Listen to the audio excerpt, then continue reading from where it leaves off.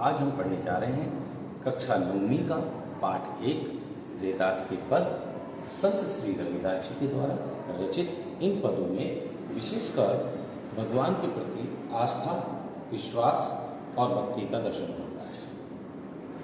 महान संत गुरु रविदास जी का जन्म उत्तर प्रदेश के वाराणसी शहर के गोवर्धनपुर गांव में हुआ था।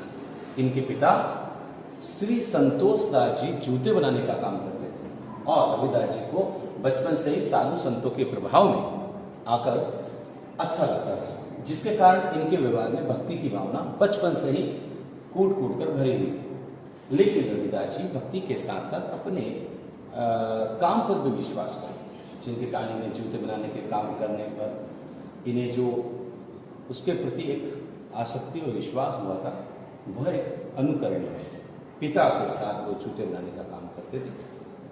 रविदास जी अपने कामों को बहुत ही महत्व देते थे, पूरी निष्ठा के साथ काम करते थे। तो जब भी किसी को सहायता की आवश्यकता होती थी, रविदास जी अपने कामों का बिना मूल्य लिए ही जूते बनाकर दे देते थे। एक बार की बात है कि त्योहार पर उनके गांव वाले सभी लोग गंगा स्नान के लिए जा रहे थे और सभी ने रविदास जी से गंगा स्नान जाने का निवेदन किया, लेकिन रविदास जी ने गंगा स्नान करने से मना कर दिया, क्योंकि उनके पास जूते बनाने का एक वचन दिया हुआ था रविवार के दिन। फिर रविदास जी ने कहा कि यदि मान लो मैं गंगा स्नान कर भी लूँ, चला भी जाऊँ, तो मेरा ध्यान तो जूते बनाने पे लगा रहेगा और मैं वचन तोड़ता हूँ तो गंगा स्नान का पुण्य मुझे कैसे प्राप्त होगा। इस घटना के बाद लोगों को उनकी निष्ठा के और उनके काम के प्रति अमूल्य निष्ठा का पता चला। श्री रविदास जी एक नीची जाति से बिलोंग करते थे, जो उस समय छुआछूत से मारी जाती थी, परंतु रविदास जी ने किसी भी हालत में अपने काम के नीच कर्म मानने के बावजूद उस समाज के अंदर अछूत मानने के बावजूद भी भगवान की भक्ति में इतना ध्यान लगाया कि लोग उन्हें महान संत मानने लगे और ऊंचे से ऊंची जात वाले लोग उनको प्रणाम करने लगे। उस समय किसी का नीची जाति या खासकर चमार हरिजन जाति से होने की बाद उसका संत के रूप में प्रतिष्ठित होना बहुत मुश्किल था। इसीलिए भगवान की असीम कृपा मानते हुए रविदास जी सदैव भगवान को इसका श्रेय देते हैं। रविदास जी भारत में 15वीं शताब्दी के एक महान संत, दर्शन शास्त्री, कवि, समाज सुधारक और ईश्वर के अनुयायी थे। जो निर्गुण संप्रदाय अर्थात निराकार, भगवान निराकार है, ऐसी स्थिति के परंपरा में एक चमकते हुए नेतृत्वकर्ता और प्रसिद्ध व्यक्ति थे तथा उत्तर भारतीय भक्ति आंदोलन को नेतृत्व देने वाले थे। ईश्वर के प्रति अपने असीम प्यार और अपने चाहने वाले अनुयायी, सामुदायिक और सामाजिक लोगों में सुधार के लिए महान कविता लेखनों के जरिए संत रविदास ने विविध प्रकार के आध्यात्मिक और सामाजिक संदेश दिए। रविदास के पदों का भावार्थ इस प्रकार से है कि कवि रविदास जी अपने भक्ति भाव का वर्णन करते हुए कहते हैं कि उनके अनुसार जिस तरह प्रकृति में बहुत सारी चीजें एक दूसरे से जुड़ी रहती है, ठीक उसी तरह भक्त और भगवान भी एक दूसरे से जुड़े हुए हैं। उन्होंने प्रथम पंक्ति में राम नाम का गुणगान किया है, जिसमें वो कहते हैं कि उनके और आपके, भगवान के और मेरे प्रति जो संबंध है वो इतने अगाढ़, अटूट और इतने घनिष्ठ है कि मुझे दिन से रात सिर्फ आपका ही नाम करने की इच्छा होती है। और वे कहते हैं कि ये लत कभी छूट नहीं सकती, और उदाहरण देते हुए कहते हैं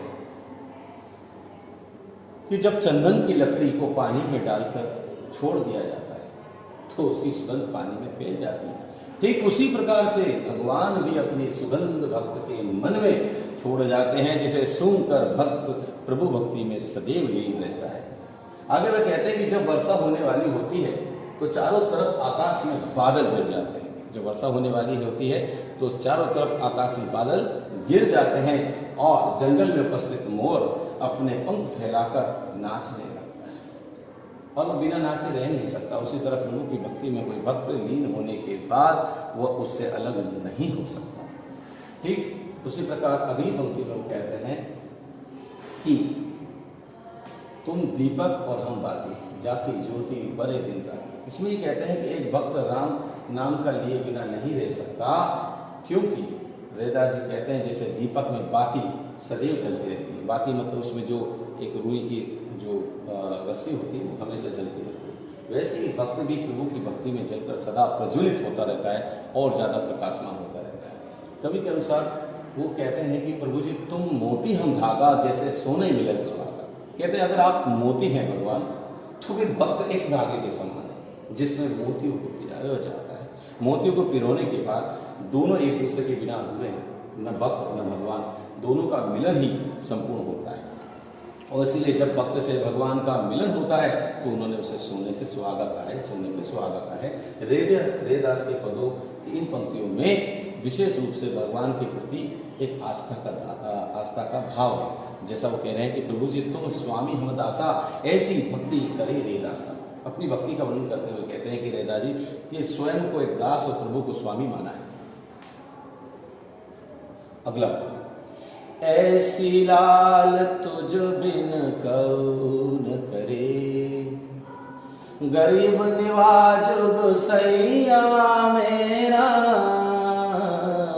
माते शत्रु धरे, ऐसी लाल तुझ बिन कौन करे, जाकी चोती जगत कऊ लागे, तापर तू ही डरे, ऐसी लाल तुझ बिन कौन करे, कौन करे, गरीब निवाजू गोसैया मेरा, माते शत्रु धरे,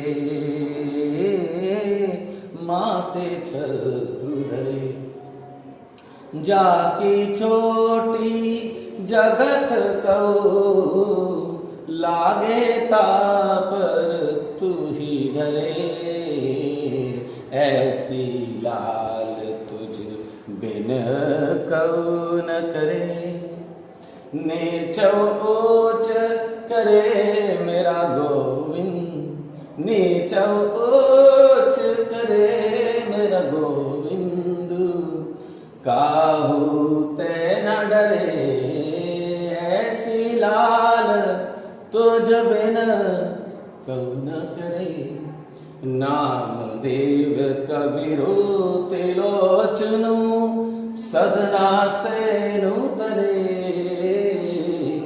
ऐसी लाल तुझ बिन कौन करे। तो बच्चों इसकी अंतिम पंक्ति बहुत ही सार्थक है। कही रविदास सुनो रे संतहु, हरि जीव ते सभे सरे, ऐसी लाल तुझ बिन कौन करे।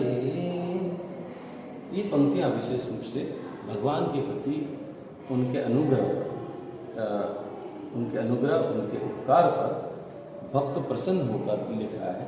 वो ये कह रहा है कि हे भगवान, आप जैसी कृपा किसी और ने कभी अपने भक्तों पर नहीं की, आप जैसा कोई और हो ही नहीं सकता, आप इतने दयालु हो। तो रेदास के इस पद की प्रस्तुत पंक्तियों में कवि ने प्रभु की कृपा और महिमा का वर्णन किया है। उनके अनुसार इस संपूर्ण जगत में प्रभु से बड़ा कृपालु और कोई नहीं हो सकता। वे गरीब एवं दिन दुखियों के समान भाव से देखने वाले हैं। वे छूत और अछूत में विश्वास नहीं करते। जैसे कि उस समय आपको पता है कि सामाजिक बुराई ये थी कि जो जातियाँ थी उनको वर्णाश्रम आश्रम के नियमों के अनुसार 4 भागों में बांट दिया गया था। जैसे पहला ब्राह्मण, दूसरा क्षत्रिय, तीसरा वैश्य और चौथा शूद्र। इन जातियों के आवंटन कर्म के आधार पर हुए थे, पर धीरे धीरे जातियों में बदल गए। मतलब जो जैसा काम करते थे, मान लीजिए कोई व्यापारी है तो उसे वैश्य, कोई सफाई का काम करता है उसे शूद्र, और जो पूजा पाठ करता है उसे ब्राह्मण, और जो देश की रक्षा करता था और राजा के साथ मिलकर उसे क्षत्रिय कहा जाता था। पर धीरे धीरे ये एक प्रकार के सामाजिक बुराई में बदल गया कि लोग एक दूसरे से घृणा करने लगे, ऊंचा और नीचा समझने लगे, जबकि ऐसा कुछ था ही नहीं।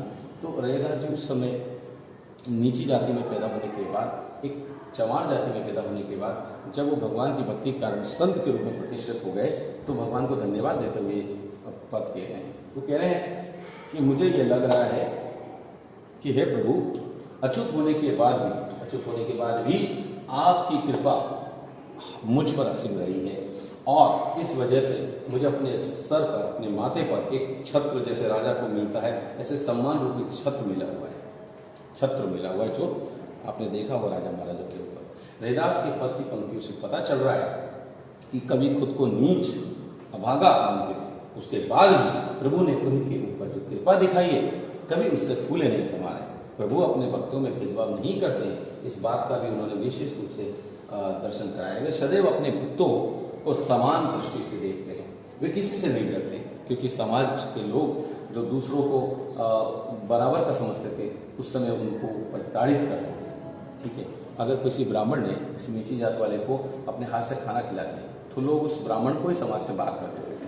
तो इसमें डर पैदा होता था, लेकिन भगवान किसी से नहीं डरते, वे अपने भक्तों पर समान रूप से प्रेम करते हैं, समान रूप से कृपा करते हैं। प्रभु के इसी गुण की वजह से नामदेव कबीर जैसे जुलाए, सदना जैसे कसाई, सेन जैसे नाई और त्रिलोचन जैसे सामान्य व्यक्ति को इतनी ख्याति प्राप्त हुई। प्रभु की कृपा से ही उन्होंने इस संसार रूपी सागर को पार कर लिया। रैदास के पद की अंतिम पंक्ति में कवि ने विशेष रूप से कहा है कि